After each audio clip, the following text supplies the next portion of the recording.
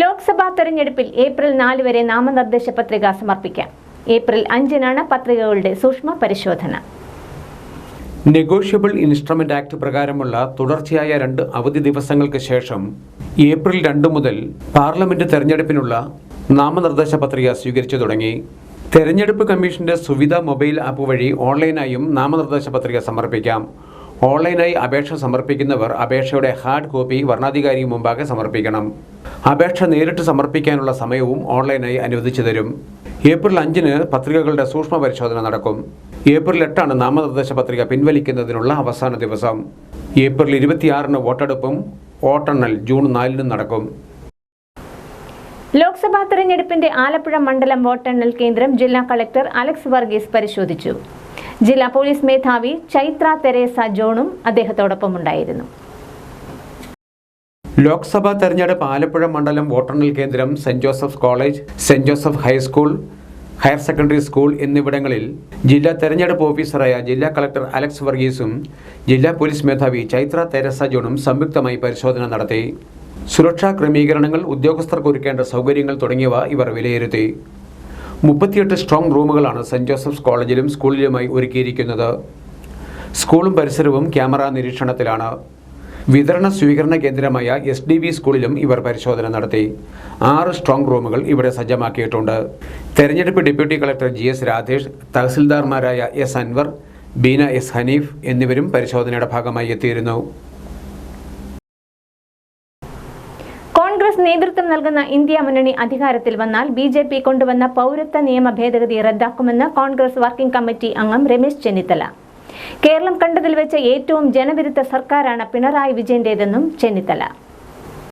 മാവേലിക്കര ലോക്സഭാ മണ്ഡലത്തിലെ UDF സ്ഥാനാർത്ഥി കൊടിക്കുന്നിൽ സുരേഷിന്റെ പര്യടനം ചൊവ്വാഴ്ച രാവിലെ നീരേറ്റുപുറം ചക്കുളത്തുകാവ് ജംഗ്ഷനിൽ ഉദ്ഘാടനം ചെയ്ത് സംസാരിക്കുകയായിരുന്നു രമേശ് ചെന്നിത്തല. കേന്ദ്ര സംസ്ഥാന സർക്കാരുകൾക്കെതിരെ രൂക്ഷ വിമർശനമാണ് ചെന്നിത്തല ഉന്നയിച്ചത്.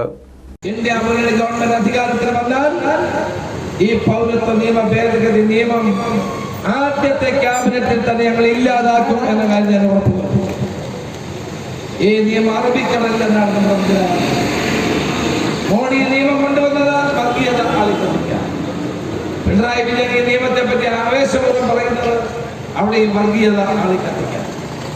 രണ്ടുപേരും വർഗീയ വികാരങ്ങൾ ഉയർത്തിപ്പിടിക്കാൻ വേണ്ടിയാണ് ഇത്തരം പ്രവർത്തനങ്ങൾ നടത്തുന്നത്.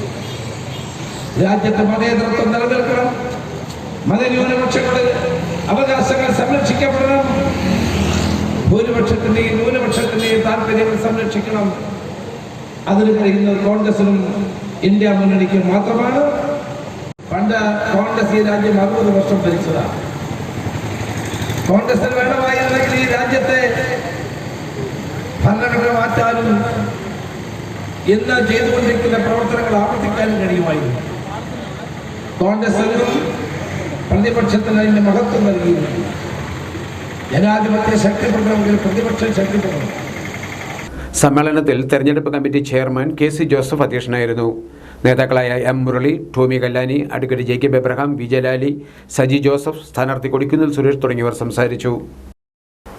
കുറിച്ചി അദ്വൈത വിദ്യാശ്രമം ഹയർ സെക്കൻഡറി സ്കൂളിലെ പൂർവ്വ വിദ്യാർത്ഥി സംഗമത്തിൽ വോട്ട് അഭ്യർത്ഥിച്ച് മാവേലിക്കര മണ്ഡലം NDA സ്ഥാനാർത്ഥി ബൈജു കലാശാല. മഠാധിപതി സ്വാമി കൈവല്യാനന്ദയെയും സ്ഥാനാർത്ഥി സന്ദർശിച്ചു. ചങ്ങനാശ്ശേരി നിയോജക മണ്ഡലത്തിലെ കുറിച്ചി പഞ്ചായത്തിൽ വിവിധ കേന്ദ്രങ്ങളിൽ പര്യടനം നടത്തുമ്പോഴായിരുന്നു NDA സ്ഥാനാർത്ഥി ബൈജു കലാശാല AVHSSൽ എത്തിയത്.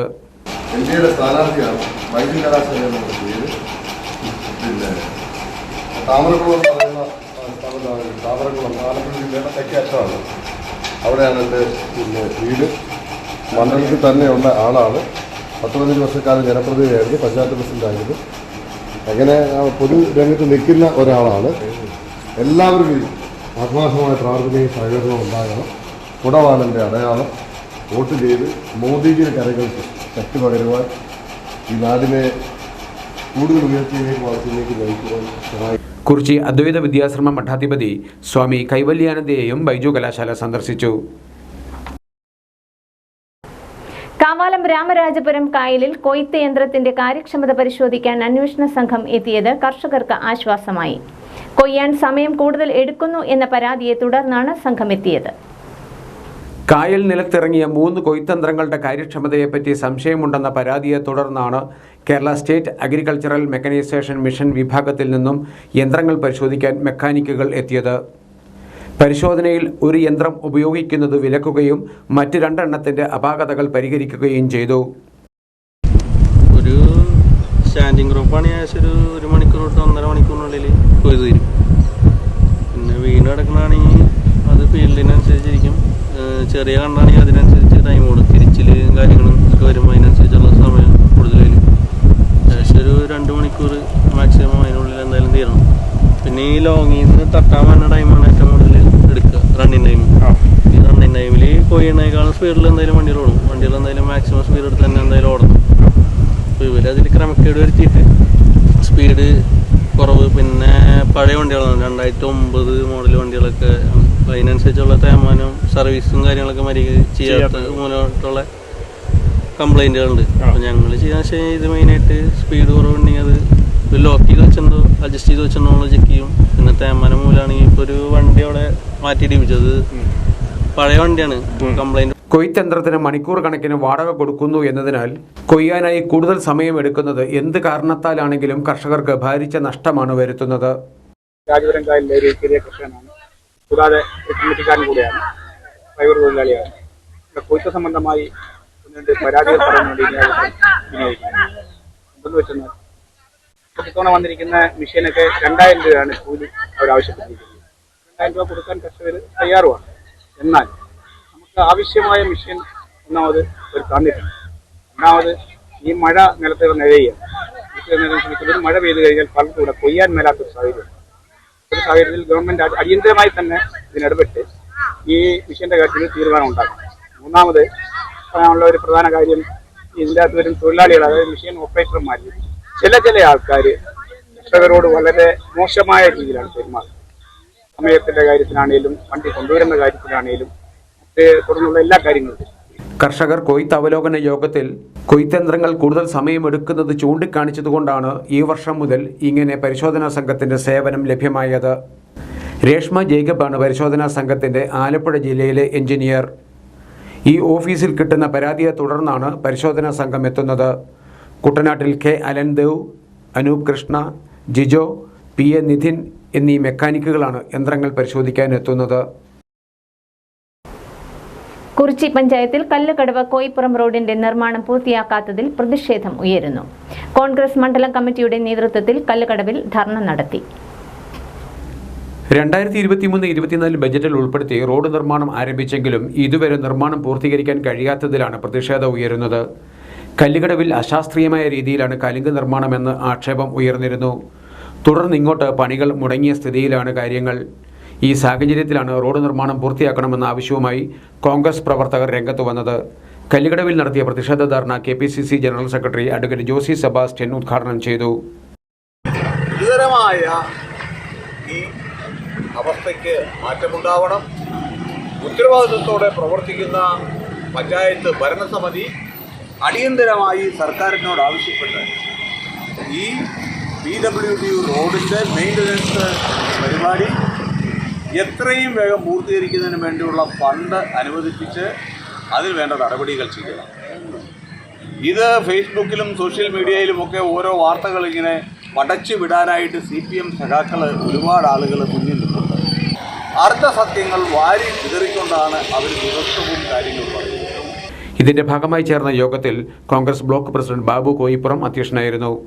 മണ്ഡലം പ്രസിഡന്റ് അരുൺ ബാബു, മുൻ പഞ്ചായത്ത് പ്രസിഡന്റ് R രാജഗോപാൽ, മഹിളാ കോൺഗ്രസ് ജില്ലാ president Betty Tojo, INTUC taluk president PV George തുടങ്ങിയവർ പങ്കെടുത്തു. ചങ്ങനാശ്ശേരിയുടെ വിവിധ ഭാഗങ്ങളിൽ ജല അതോറിറ്റിയുടെ പൈപ്പുകൾ റോഡരികിൽ മാസങ്ങളായി കൂടിക്കിടക്കുന്നു. ഇതാകട്ടെ നിരവധി അപകടങ്ങൾക്ക് കാരണവുമാകുന്നു.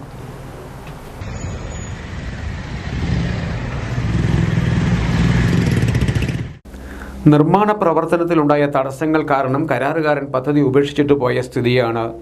കരാറുകാരന് കൈമാറിയ പൈപ്പുകളുടെ ഉത്തരവാദിത്വവും ചുമതലയുമൊക്കെ കരാറുകാരന് മാത്രമാണെന്ന് ജല അതോറിറ്റി ഉദ്യോഗസ്ഥർ പറയുന്നു.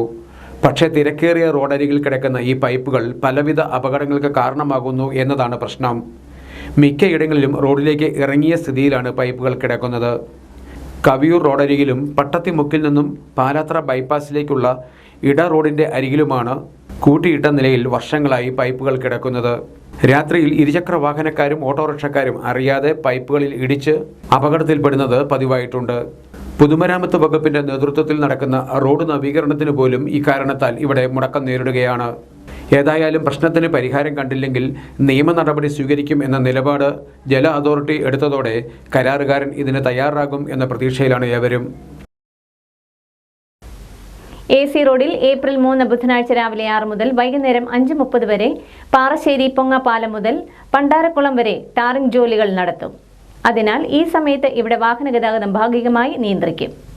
എമർജൻസി വാഹനങ്ങൾ മറ്റ് ഡൈവേർഷൻ റോഡ് ഉപയോഗിക്കണമെന്ന് അധികൃതർ അറിയിച്ചു.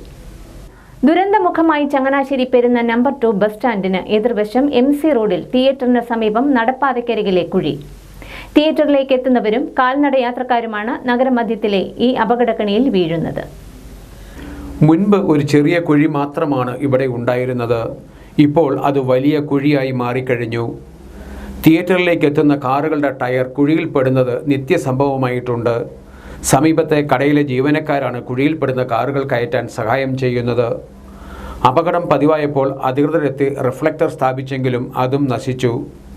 കാഴ്ചയിൽ ചെറിയൊരു കുഴി പോലെ ആണെങ്കിലും 4 അടിയിലധികം താഴ്ചയോളമുണ്ട് ഈ കുഴിക്ക്. തകർന്ന സ്ലാബിൻ്റെ കമ്പി കൂർത്തു നിന്നത് നാട്ടുകാർ ഏറെ പണിപ്പെട്ടാണ് ഈയിടെ മുറിച്ചു മാറ്റിയത്. ഇത് മാസങ്ങളായിട്ട് ഈ കുഴി ഇവിടെ ഇങ്ങനെ കിടക്കുക. പല അധികൃതരെല്ലാം കണ്ടില്ലെന്ന് നടിച്ചു പോകുന്ന പരിപാടിയേ ഉള്ളൂ. ഇവിടെ പല വണ്ടികൾ വന്ന് ഇതിന്റെ വീല് ഇതിൻ്റെ അകത്ത് ഞങ്ങളെല്ലാവരെയും കൂടെ കൂടി പൊക്കിയെടുത്ത് കര കയറ്റും. ആരെങ്കിലുമൊക്കെ കാല് ഇങ്ങോട്ട് ഇതിനകത്തോട്ട് വീണ് കഴിയുമ്പോഴത്തേക്ക് പിന്നെ അത് കാലും പൊക്കി കാലും കുടഞ്ഞ് ഒരു കമ്പി ഉണ്ടായിരുന്നു, എല്ലാവരും കൂടെ കൂടി അതെല്ലാം കണ്ടിച്ച് കളഞ്ഞ് പൊങ്ങിയിരിക്കുകയായിരുന്നു. പിന്നെ ഈ 2 സാധനമൊക്കെ ഞങ്ങൾ ഇതിനെ കൊണ്ട് വെച്ച് ഇപ്പം കുറെ അതും പോയി. ആർക്കും ഒരു ഉത്തരവാദിത്വമില്ല. MC റോഡിന് നടുക്കെ, അതായത് ചങ്ങനാശ്ശേരി ടൗണിന്റെ നടുക്ക് കിടക്കുന്ന മുനിസിപ്പാലിറ്റിയുടെ കീഴെ എല്ലാവരും കാണുന്നുണ്ട്, കണ്ട് പോകുന്നതല്ലാതെ ആർക്കും ഇത് നന്നാക്കണമെന്നില്ല. പണ്ട് ആ പാല 2 വർഷം ആയിട്ട് ശ്രീധന്യാക്കാർ ഈ റോഡ് നന്നാക്കി എല്ലാം പണിതിട്ട് പോയിട്ട് റോഡ് നിരപ്പിനേക്കാളും 3 അടി പൊക്കത്തിൽ, പഴയ റോഡിനേക്കാളും 3 അടി കുറെ പൊക്കത്തിലുണ്ടാക്കിയതല്ലാതെ ഒരു പ്രയോജനമില്ല.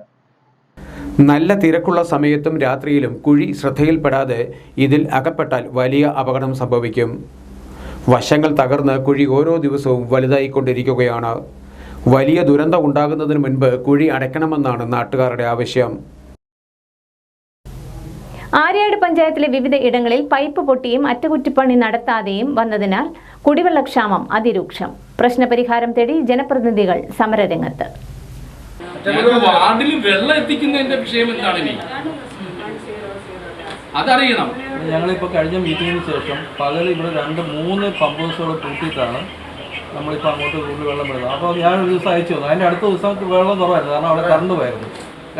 അടുത്ത ദിവസം വെള്ളം കുറവാണെന്ന് പറയുന്നത് സാറ് പറയുന്നത് ഇപ്പോഴാണ്. പക്ഷെ ഞാൻ വിളിക്കുമ്പോഴത്തേക്ക് സാറ് പറഞ്ഞത് ഇന്ന് യാതൊരു പ്രശ്നവും ഇല്ല, ഇന്നലത്തതുപോലെ ഇന്നും നടക്കുകയാണെന്ന് പറഞ്ഞു. ഞാൻ പറഞ്ഞു സാറേ, ഞാൻ 3 മണിക്കൂറായിട്ട് സാറിന്റെ പമ്പ് ഹൗസിലുണ്ട്. ഞാൻ നിരവധി തവണ വാട്ടർ അതോറിറ്റി അധികൃതർക്ക് പരാതി നൽകിയിട്ടും കുടിവെള്ളക്ഷാമം പരിഹരിക്കാൻ നടപടി ഉണ്ടാകാതെ വന്നതോടെയാണ് ജനപ്രതിനിധികൾ പ്രതിഷേധവുമായി എത്തിയത്. കുടിവെള്ള പ്രശ്നത്തിന് ഉടൻ പരിഹാരം കാണണമെന്നാവശ്യപ്പെട്ടുകൊണ്ട് ആര്യാട് ബ്ലോക്ക് പ്രസിഡന്റ് KD മഹീന്ദ്രന്റെ നേതൃത്വത്തിൽ Alappuzha water authority assistant executive engineer നൂർജഹാനെ ഉപരോധിച്ചു. ഉപരോധം ഏറെ നേരം നീണ്ടുനിന്നു. വിവരമറിഞ്ഞ് പോലീസും സ്ഥലത്തെത്തിയിരുന്നു. തുടർന്ന് നടത്തിയ ചർച്ചയിൽ കുടിവെള്ളക്ഷാമം ഉടൻ പരിഹരിക്കാമെന്ന് അധികൃതർ ഉറപ്പു നൽകി. ഇതോടെയാണ് പ്രതിഷേധം അവസാനിപ്പിച്ചത്. ദീർഘനാളായിട്ട് കുടിവെള്ള പ്രശ്നമുണ്ട്. പരമാവധി ഇത് പരിഹരിക്കുന്നതിന് വേണ്ടി ഗ്രാമപഞ്ചായത്ത് സമിതി എന്ന നിലയിലുള്ള ഇടപെടൽ അവർ ഭംഗിയായി നടത്തുന്നുണ്ട്. പക്ഷേ പലപ്പോഴും പറയുന്ന കാര്യങ്ങൾ യഥാസമയം നടക്കുന്നില്ല, മെയിൻ്റനൻസ് നടക്കുന്നില്ല. പ്രധാനമായും RO പ്ലാന്റിൻ്റെ മെയിൻ്റനൻസ് നടക്കുന്നില്ല. ഇവിടെ വന്ന് കിട്ടുന്ന വെള്ളം കൃത്യമായി ആര്യാട് എത്തുന്നുമില്ല. ഇത് പഴയകാലത്തെ പോലെ ഇപ്പോൾ കുളവോ അല്ലെങ്കിൽ കായലോ മറ്റ് തോടുകളോ ഒന്നും ആളുകൾക്ക് ഉപയോഗിക്കാൻ പറ്റാത്തൊരു അന്തരീക്ഷത്തിലാണ് നിൽക്കുന്നത്. അതുകൊണ്ട് തന്നെ കടുത്ത പ്രതിഷേധം ജനങ്ങൾക്കുണ്ട്. അപ്പോൾ ആ ഒരു പ്രശ്നം ഇവിടെ കുറച്ച് നാളായി പറഞ്ഞുകൊണ്ടിരിക്കുന്നു. ഇന്ന് ഈ നാളെ ചെയ്യുമെന്ന് പറയുന്നതല്ലാതെ പറച്ചിലല്ലാതെ കാര്യങ്ങളോട് ആത്മാർത്ഥത വേണ്ടത്ര കാണിക്കുന്നില്ല. ഇപ്പോൾ ഈ പറഞ്ഞിരിക്കുന്നത് അടിയന്തരമായിട്ട് ഇന്ന് തന്നെ സ്പെഷ്യൽ സാക്ഷൻ കൊടുക്കും, അത് കഴിഞ്ഞ് ഉടനെ AS ആകും, ഉടൻ തന്നെ റെഡിയാക്കാവുന്ന നിലയിലാണ് പറഞ്ഞിട്ടുള്ളത്. പക്ഷേ അതത്ര വിശ്വാസം ഞങ്ങൾക്കില്ല. എങ്കിൽ പോലും അദ്ദേഹം പറഞ്ഞ വാക്ക് മാനിച്ചുകൊണ്ടാണ് ഞങ്ങളിപ്പോൾ ഇവിടുന്ന് ഇറങ്ങുന്നത്. അടിയന്തരമായി നടത്തുന്നുള്ള പ്രതീക്ഷയാണ് ഞങ്ങൾക്കുള്ളത്. മെയിൻ്റനൻസ് വർക്കും ചെയ്യുന്ന കാര്യത്തെക്കുറിച്ചാണ് ഉറപ്പ് തന്നിട്ടുള്ളത്. Aryad panchayat president Santhosh Lal, vice president Sheena Sanalkumar, standing committee ചെയർമാൻമാരായ ജി ബിജുമോൻ, ബി ബിപിൻ രാജ് തുടങ്ങിയവരും സമരത്തിൽ പങ്കെടുത്തു. തിരുവിതാംകൂർ ദേവസ്വം ബോർഡ് മേജർ വേഴപ്ര കൊട്ടാരത്തിൽ ശ്രീ ഭഗവതി ക്ഷേത്രത്തിൽ മീനഭരണി മഹോത്സവത്തിന് കൊടികയറി. ക്ഷേത്രത്തിൽ ശ്രീമദ് ഭാഗവത സപ്താഹ യജ്ഞത്തിനും തുടക്കമായി.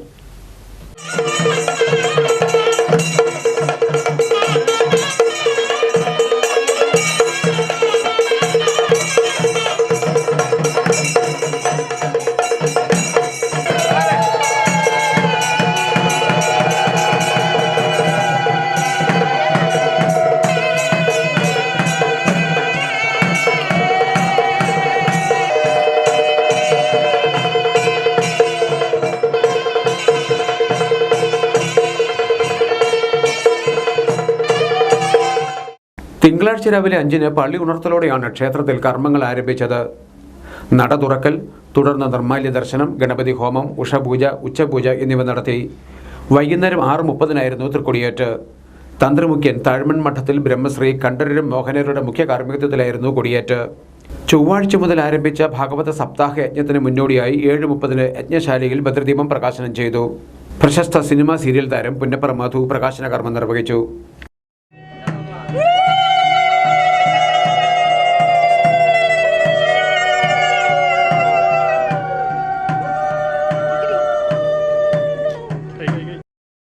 ഇന്ന് നമുക്ക് അസ്തമിച്ചുകൊണ്ടിരിക്കുന്നത് എന്താണെന്ന് പറഞ്ഞു കഴിഞ്ഞാൽ നല്ല നല്ല കൂട്ടായ്മകളാണ്. സ്നേഹം അസ്തമിക്കുന്നിടത്താണ് ദുരിതം ഉണ്ടാകുന്നത്. അതിന് പ്രധാന കാരണം നമുക്കറിയാം. കുറേ വർഷങ്ങൾക്ക് മുമ്പ് ഞാനിവിടെ വന്നപ്പോൾ തന്നെ പറയുകയായിരുന്നു, ഒരു ഉത്സവ സ്ഥലത്ത് വന്നു കഴിഞ്ഞാൽ കച്ചവടവും എന്താ പറയുന്നത് ഒരു വല്ലാത്തൊരു ആഘോഷമാണ്. മനസ്സുകൊണ്ടാണ് നമ്മൾ ഉത്സവത്തെ വരവേൽക്കുന്നത്.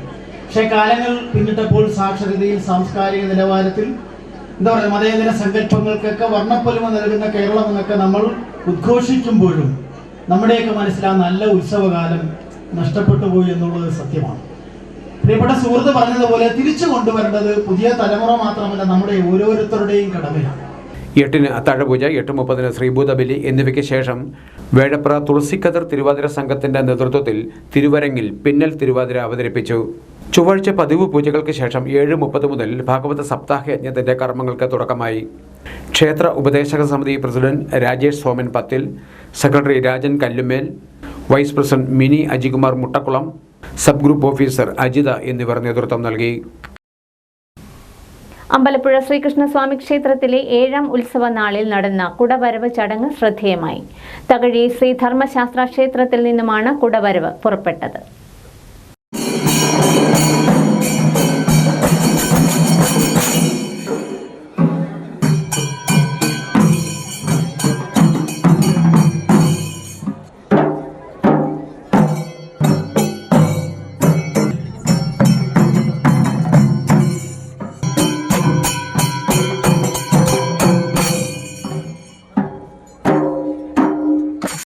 അമ്പലപ്പുഴ ക്ഷേത്രത്തിന്റെ കിഴക്കേ നടയിലെ പുതുപ്പുരയ്ക്കൽ പടിയിൽ നിന്ന് ഗജവീരന്മാരുടെയും വാദ്യമേളങ്ങളുടെയും അകമ്പടിയോടെ ക്ഷേത്രോപദേശക സമിതി ഭാരവാഹികളും ദേവസ്വം ബോർഡ് അധികാരികളും ചേർന്ന് കുടവരവിനെ സ്വീകരിച്ചു. പിന്നീട് അമ്പലപ്പുഴ വേലകളിയുടെ അകമ്പടിയോടെ ക്ഷേത്രത്തിലേക്ക് കുടവരവിനെ ആനയിച്ചു.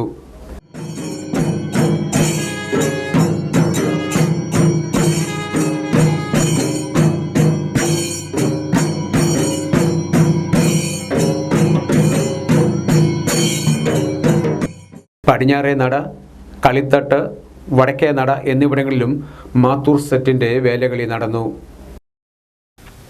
ആലപ്പുഴ, കോട്ടയം, പത്തനംതിട്ട ജില്ലകളിലെ വാർത്തകൾക്കും ലൈവ് പ്രോഗ്രാമുകൾക്കുമായി മാന്യ പ്രേക്ഷകർ കുട്ടനാട് കേബിൾ വിഷൻ എന്ന ഞങ്ങളുടെ യൂട്യൂബ് ചാനൽ സബ്സ്ക്രൈബ് ചെയ്യുക. ഇനി ഇന്നത്തെ സ്വർണ്ണവില.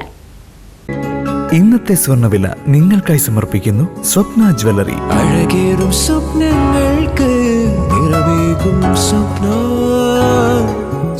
ജ്വല്ലറി, ചങ്ങനാശ്ശേരി. സ്വർണം ഗ്രാമിന് 6330 രൂപ, പവന് 50,640 രൂപ. വാർത്തകൾ കഴിഞ്ഞു. നമസ്കാരം.